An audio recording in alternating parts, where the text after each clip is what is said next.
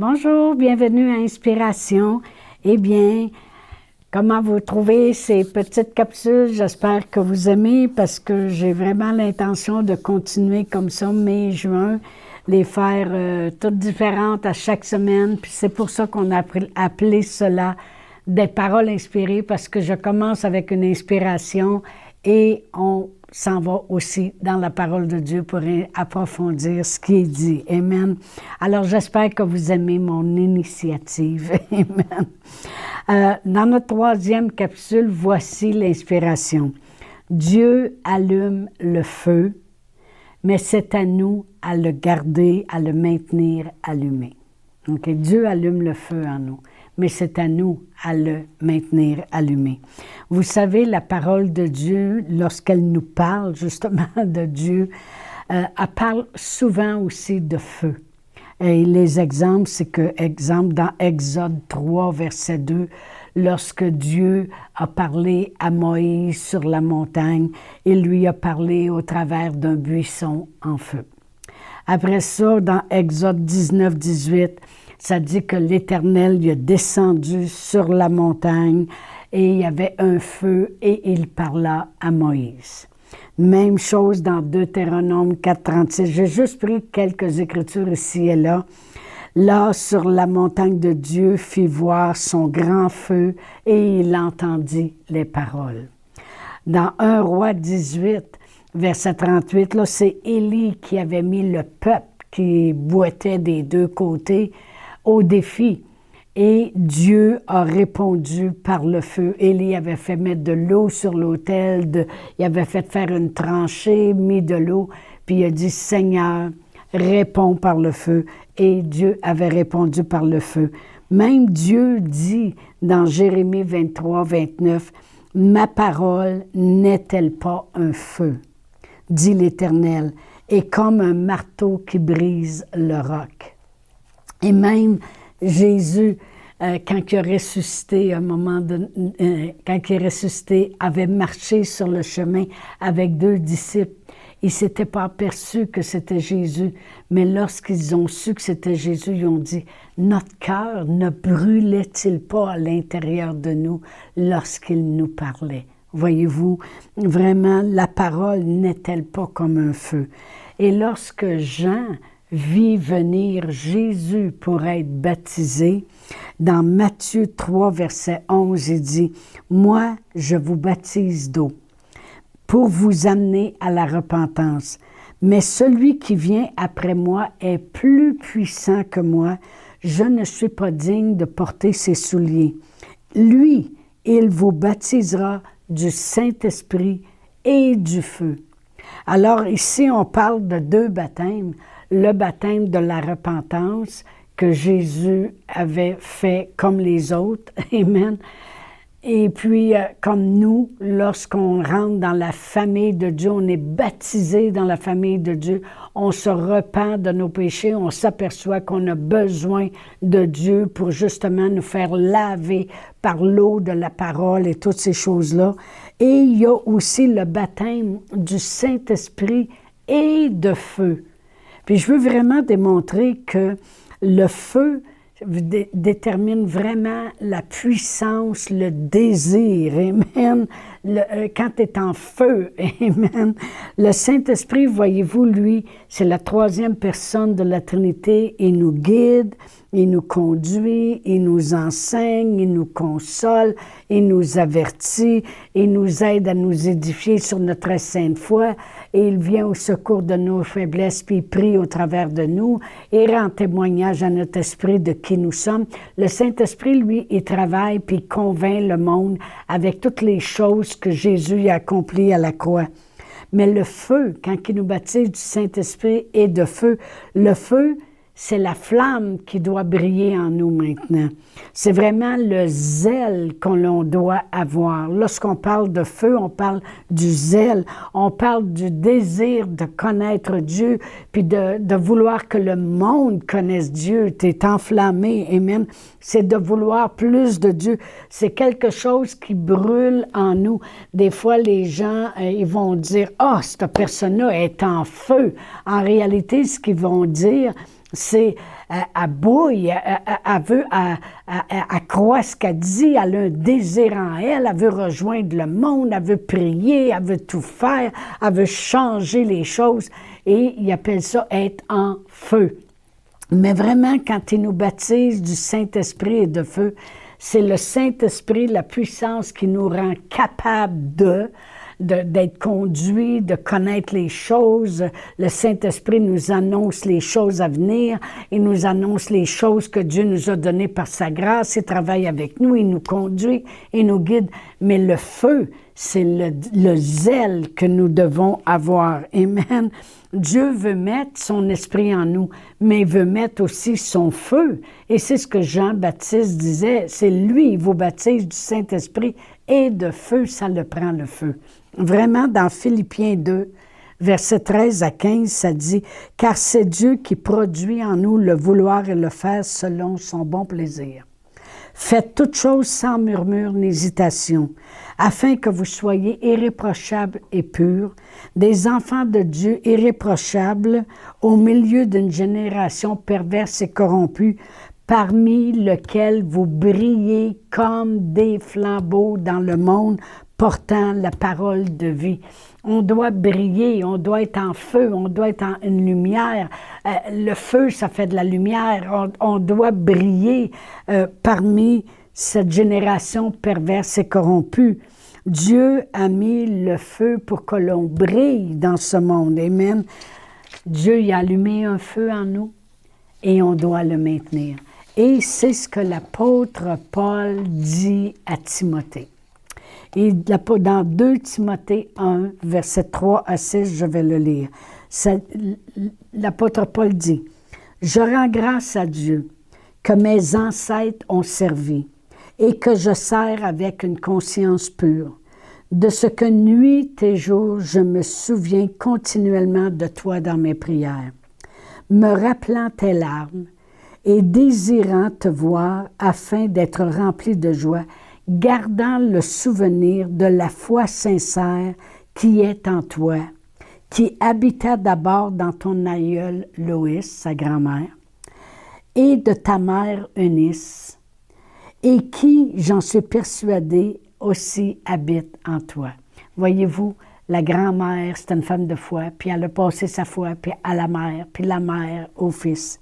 Et il dit, « C'est pourquoi je t'exhorte à ranimer la flamme du don de Dieu que tu as reçu par l'imposition de mes mains. » Ranime cette flamme.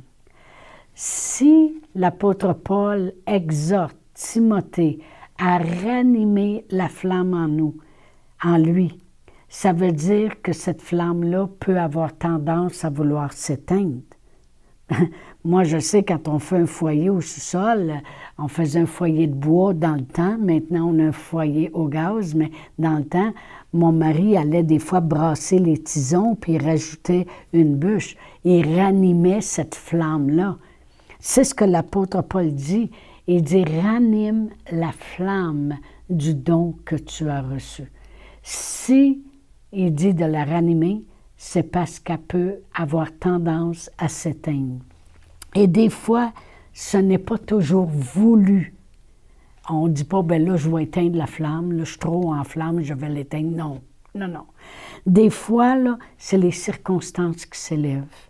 C'est des épreuves, c'est des fatigues, c'est du travail acharné qui viennent à la longue à éteindre ce feu-là.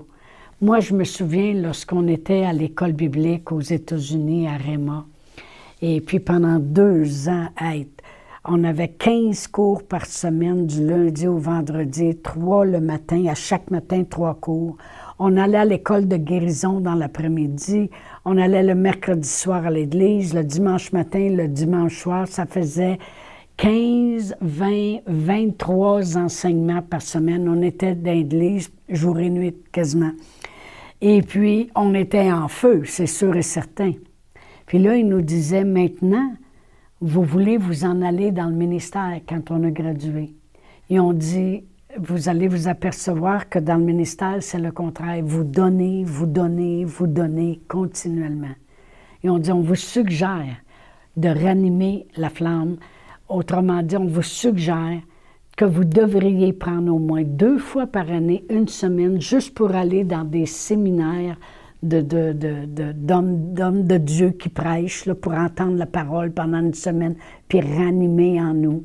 On vous suggère même de prendre 2 semaines de vacances dans votre année pour juste vous reposer avec un bon livre dans la présence de Dieu. Puis on vous suggère aussi de prendre 2 fins de semaine par année juste en couple pour que vous ayez un temps juste pour vous deux.